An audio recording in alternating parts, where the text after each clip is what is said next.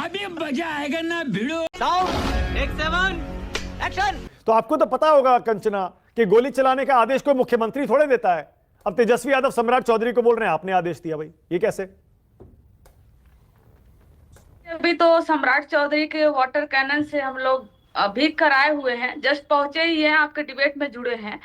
लेकिन AK-47 चलाने का आदेश आखिर में दिया किसने? फिर अगर होम मिनिस्टर ने नहीं दिया, जो खुद मुख्यमंत्री हैं, तो दिया किसने? एक सिपाही नहीं ले आ सकता है। सिपाही भी अगर एक डंडा उठाएगा और एक डंडा मारेगा तो वो बिना ऑर्डर और बिना परमिशन के नहीं कर सकता, मानक जी।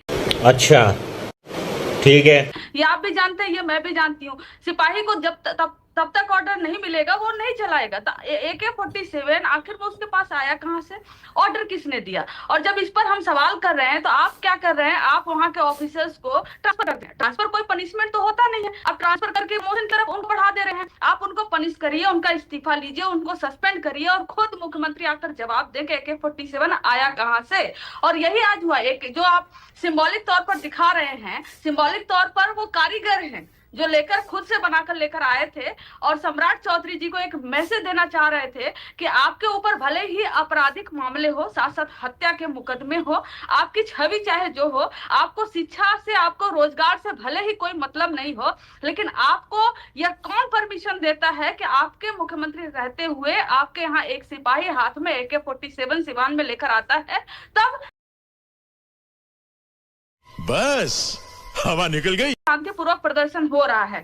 इन्हीं सबको लेकर आज प्रदर्शन हुआ, लेकिन अभी तक कोई जवाब नहीं आया है। सरकार के कान में जू नहीं रेंग रहा है। सरकार को बस इस चीज से मतलब है कि तेजस्वी जी राजनीति करें। क्यों करेंगे? अगर छात्रों का युवाओं का मुद्दा उठाना राजनीति है तो बेशक हम करेंगे और इसमें हमें कोई शर्म की बात नहीं है। और हमने चुनाव भी हमेशा रोजगार के मुद्दे पे लड़ा है, हम चुनाव हमेशा शिक्षा के मुद्दे पे लड़े हुए हैं। तो कल गनीबाग में जाकर तेजस्वी जी मिले, स्टूडेंट से मिले, उन्होंने अपनी मांगे बढ़ाई। उनको बहुत दुख है स्टूडेंट को कि हम प्रोटेस्ट करते हैं तो हमारे ऊपर AK-47 चला जाता है। तो यह मुद्दा नहीं उठाएंगे हम तो कौन उठाएगा? नहीं, बिल्कुल उठाएंगे, बिल्कुल उठाएंगे, आपको हक है। देखिए मुझे तो लगता है इस मुद्दे पर राजनीति में करने में कोई दिक्कत नहीं है। मुद्दा है, राजनीति होगी, सब करते हैं, वो कोई दिक्कत नहीं है।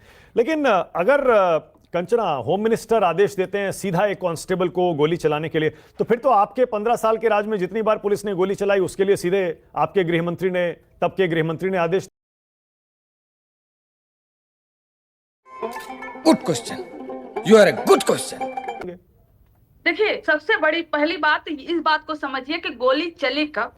गोली तब चली जब जंतर मंतर पर और पूरे देश भर में प्रदर्शन चल रहा था पेपर लीक के खिलाफ। आप भी जानते हैं मानक जी, नीट का जो पेपर लीक का मामला था उसको लेकर जंतर मंतर पर प्रोटेस्ट हो रहा था और सेम टाइम पे प्रोटेस्ट हो रहा था बिहार में भी। और जंतर मंतर में जब पैलेट गन चले उसको लेकर कितना बवाल हुआ कि होम मिनिस्टर खुद आज तक जवाब नहीं दे पाए सदन में आकर, ना ही प्रधानमंत्री खुद देकर में आकर। और ऐसे समय पर बिहार में पैलेट गन भी नहीं, AK-47 चल रहा है, जो AK-47 आतंकवादियों पर चलाया जाता है। इस सज्जन को क्या तकलीफ है भाई? क्या तकलीफ है इनको? आपको आतंकवादी लगते हैं बिहार के युवा? या एक सिपाही हाथ में अपने AK-47 लेकर आया कैसे और चलाया कैसे? 3 स्टूडेंट घायल हो गए। आप हवाई फायरिंग भी करते हैं, आपको उसकी जरूरत नहीं है। आज आपने वाटर कैनन चलाया, बैरिकेड लगाया। सरकारें यूज करती हैं, वाटर कैनन यूज करती हैं, बैरिकेड लगाती हैं कि प्रोटेस्ट को रोकने के लिए, उसको इधर उधर छिटकाने के लिए लोगों को। लेकिन इसका यह मतलब नहीं है आप सीधे गन फायरिंग कर दें ना। घूम फिर करके फिर तनाव आ गया। उससे जान भी जा सकती है किसी की, फिर उसका कौन लेगा उसकी रिस्पॉन्सिबिलिटी? क्या आपको बिहार पुलिस के एफिडेविट पर यकीन है? क्या आपको बिहार पुलिस जो कोर्ट में हलफनामा देकर कह रही है उस पर यकीन है? उसने कहा कि हवा में AK-47 चलाई थी। हाँ, 9mm पिस्टल चलाई गई जिससे 3 लोग घायल हुए हैं।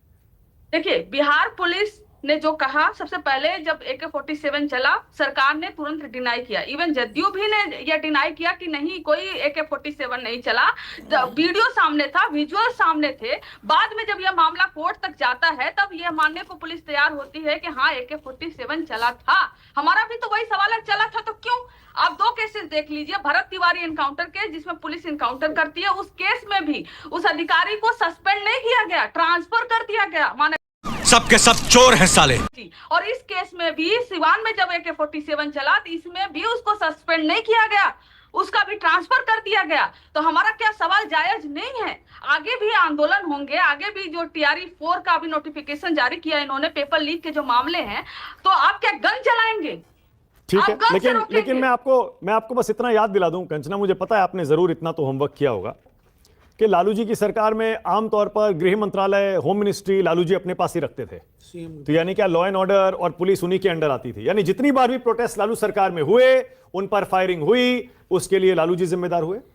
AK-47 से कब फायरिंग हुई मानक जी?